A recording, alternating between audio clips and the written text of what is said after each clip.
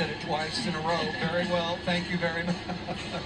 Florida State held down in that fourth set, and Kennedy Martin, with some help from Gabby Essex, along with Izzy Martin, leading the way offensively and forcing the fifth set tiebreaker. Biggest difference for Florida, Martin, and the rest in the fourth. Well, the ball control was there. We saw serve receive fail them a bit in the third set. The ball control was there, and the result of that was the ability to set the middle, and Gabby Essex was unstoppable. Here's a huge number for Florida. They sided out at 82%. That means they scored 8 out of 10 times plus when they were in serve receive, and they held Florida State to 54%. As compared to 58% that they sided out in set 3. That set where their serve receive just was not able to hold up. Yeah, offensively, Florida was absolutely superb. And as I mentioned, going to break after the fourth set, Florida State is hitting just under 300 on the match, but held to 129 in the fourth. Been really a fun match. High level of performance in all phases. Serving, serve reception, work at the defensive end. The only area that's really disparate, if you will, is the blocking category for head coach Chris Poole. His Florida State Seminoles out-blocking Florida 11-3. Other than that, hitting percentage, dig totals, all the rest very similar across the board. Fun match. I think the important thing in set 4 was for Florida to at least get some quality block touches, and I felt like they were able to get over the hump there and create at least a bit of a blocking presence that Florida State had to think about.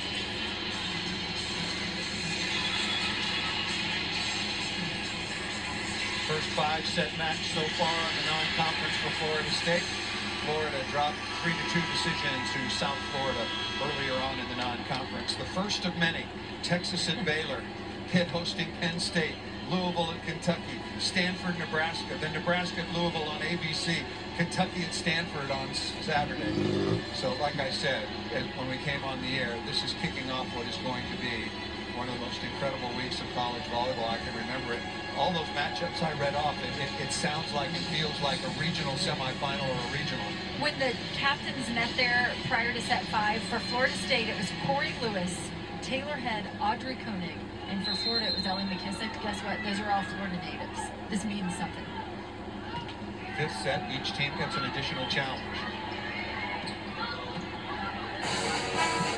Who will strike first? Fitzpatrick cutting inside, ducked by Deuce. Kept alive by the Seminoles. Essex tattooing the sideline. Welcome back, Abby Essex, huh? The ball control. Great scoop by Canan out of middle back. And Taylor Parks knows where to go.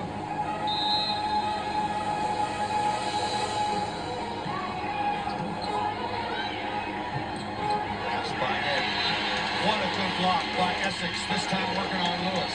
Does a good job fronting her, staying with her as she moves Welcome away back from to the center. Gainesville, That Florida, as we're block underway. For Gabby Essex, not only does it Maybe this register is the final finally set. the third block for Florida, but that Afraid also it is is. the first error of Corey Lewis in this entire match.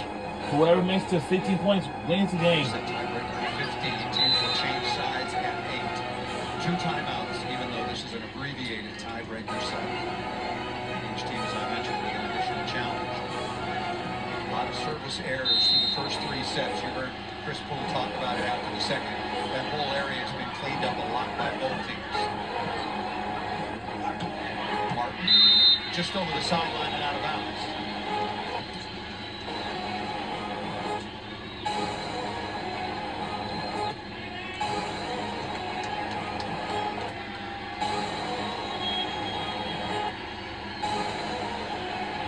We're going to have a challenge, so let's wait for the second referee.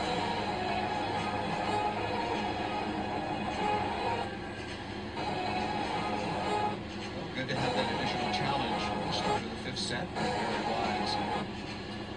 Making good use of that challenge. Ball was called out. SEC, they're utilizing the Hawkeye system. 12 cameras around the court.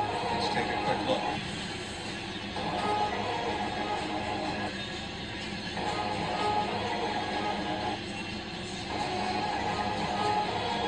Wonderful use of the challenge. Any part of the ball on any part of the ball. A very wise move. And very wise, just point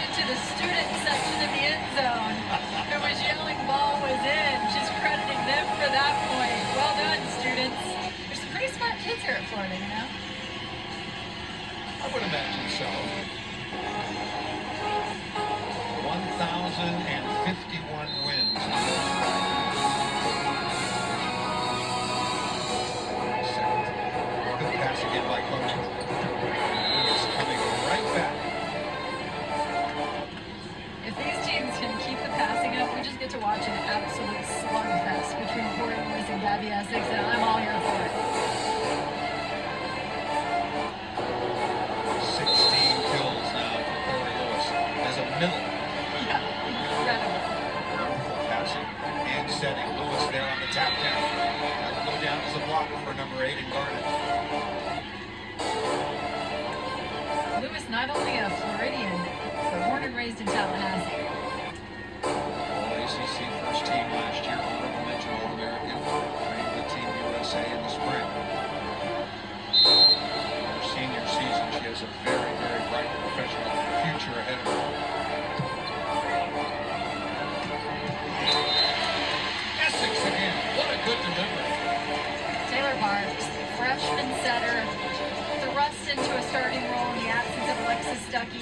Then injuries this season. She's been without Kennedy Martin. This is her first match setting Gabby Essex in a true match setting, and the results have just been phenomenal. Ace serve.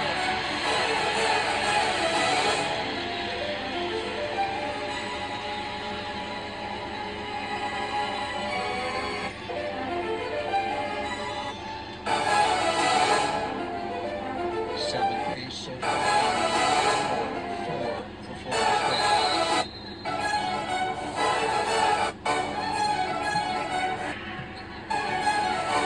Out to end.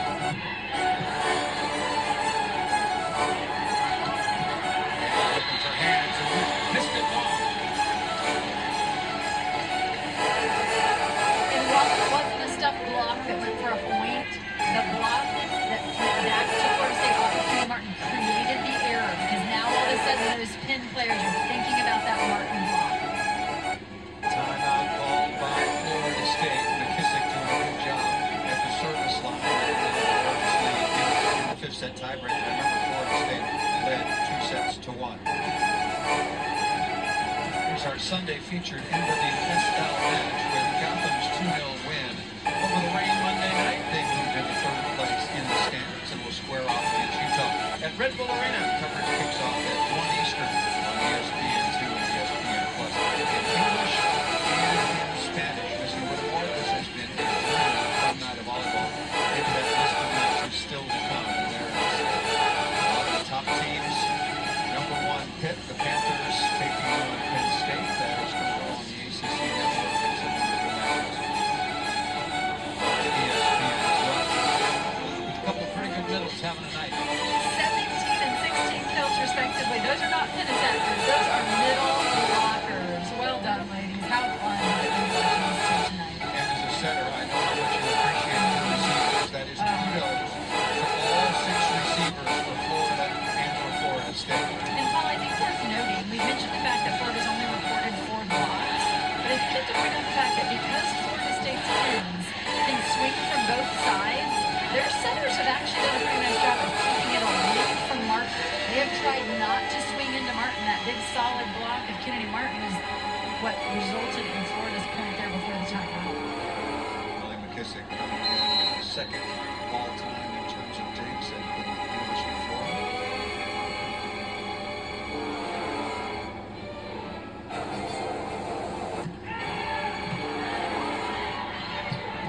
Once again, Tori Lewis, a perfect reception by Conant.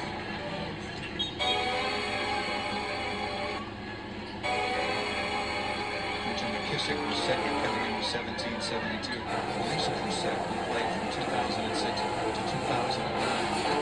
Numbers pretty much out of reach. 2,138. That one safe for a while.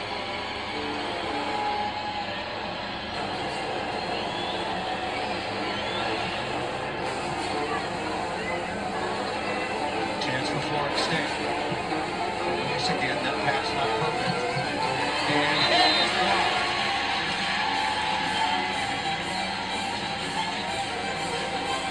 It's taken some time, but that Florida block finally coming alive in crucial moments. And again, it's Kennedy Martin doing a good job setting that, and Alec Roth, the freshman, moves into the scene.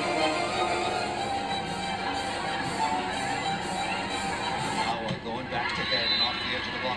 One of the things that we haven't talked about, and I'm looking at the stats, makes things a little bit difficult. Yone Henke has only taken a handful of swings all night. She's off on the right side, so Florida can sort of ignore her at the offensive end. I've actually been surprised at her low attempts because Florida State typically does such a good job of spraying her. I think that was a result of the fact that their pins, whether it be head or Koenig, are so good out of the back row as well that they're almost using that attack as their third attack. Henke has only taken 6 swings all evening long, and you counter that with Audrey Koenig, who's taken 38, Taylor had 30. So it gives Florida, or I should ask you, does it give Florida an advantage in those rotations when she's in the front row? It does. I think they can get a little help toward the middle, but realize there are rotations. When I say back row attack, sometimes for Florida State, often for Florida State, it can actually be 2 back row attackers available with their 3 pins out on the court. AC Fitzpatrick at the line, 8 kills on 28 swings, 6 digs, 3 block assists. Blocking stats. Interesting. 0 block counts as well. 6 counts as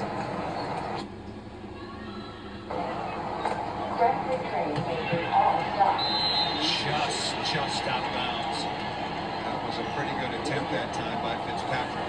Started her career at Penn State. She'll give way, go to the sideline, replaced by Emily Kanan, who's been very, very good in reception.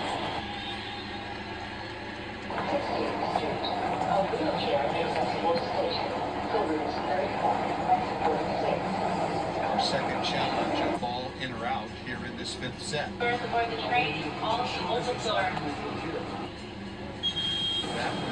was very, very quick. The student section couldn't help out there. They're going to Millbury, no. The speed of the replay tonight. Very good. Very, very good. And thankfully, we've had very few challenges of touches. So that is a difficult one to sort out. Florida State's right there. They led 2 sets to 1. All Florida in the 4th. 8-5. Chance out system coming to Martin. No. Kennedy Martin, yes. Thought it was coming to Izzy Martin. Went to Kennedy Martin out of the back row. That ball called out of bounds. We're going to have another challenge. And this one. The curse. The curse. This is just a tough one. Florida's bench would.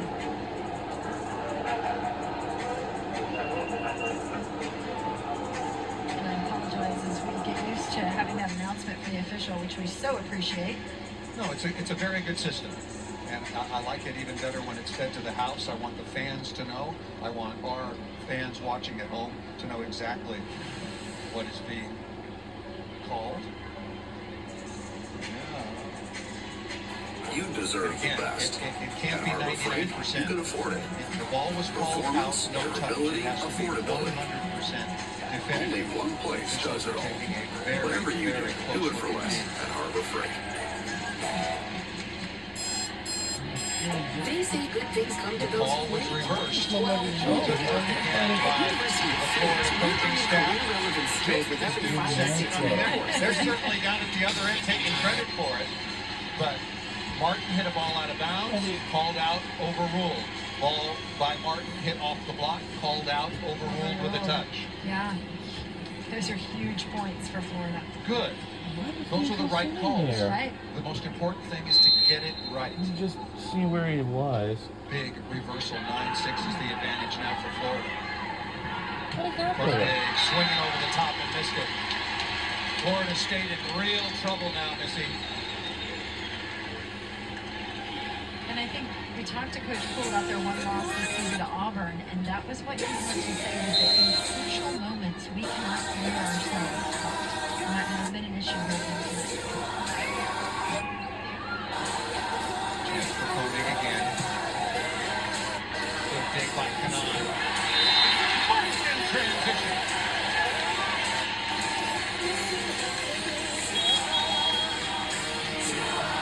That was 5 years ago.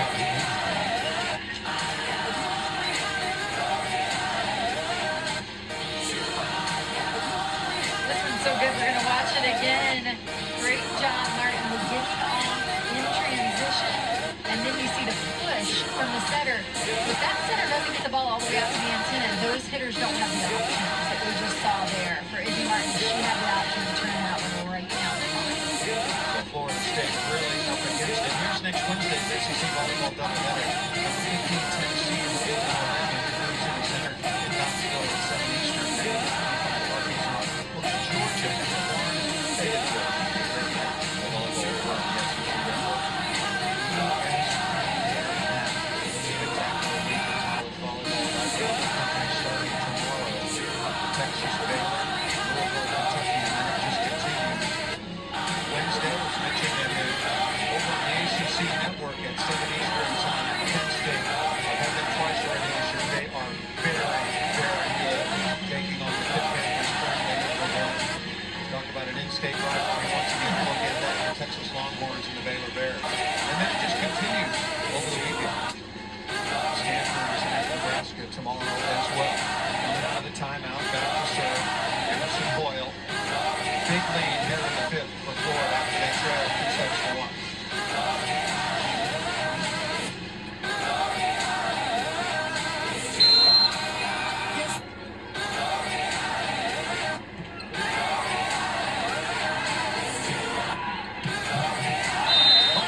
Misses once again. Remember when we talked to Chris Poole, he said when we lost at Auburn, we took so many quality swings that were just long, and we're going to have a challenge here. Let's hear from the official. There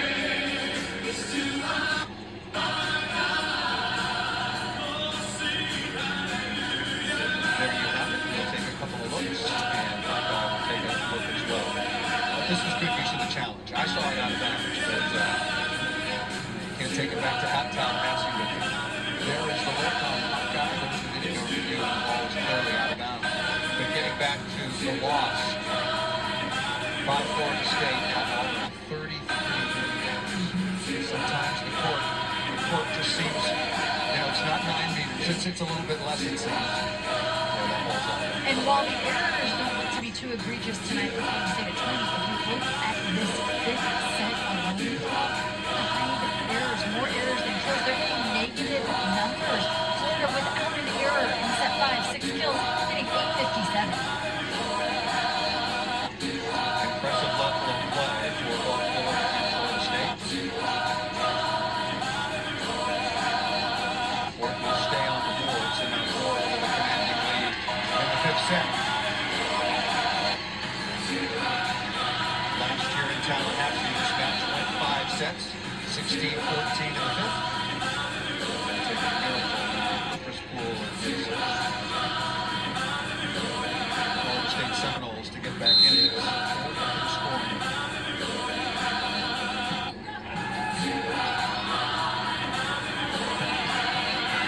Make it 5.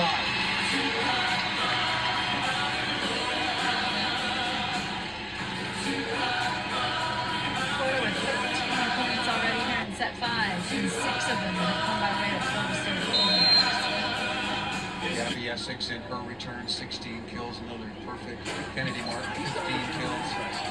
Izzy Martin at 14. Totally missed it out of bounds again. Net points now for Florida.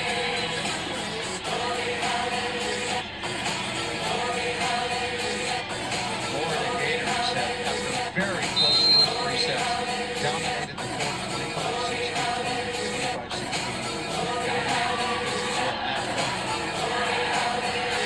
Good touch by Essex. For the win. Would it go? Come on. A swing for the match. For the win. For the match. And will it? Oh, God. Come on. In front. Martin again. Would it happen? Yes! We won the game. Our final score is 3-2. Go Florida Gators on the win.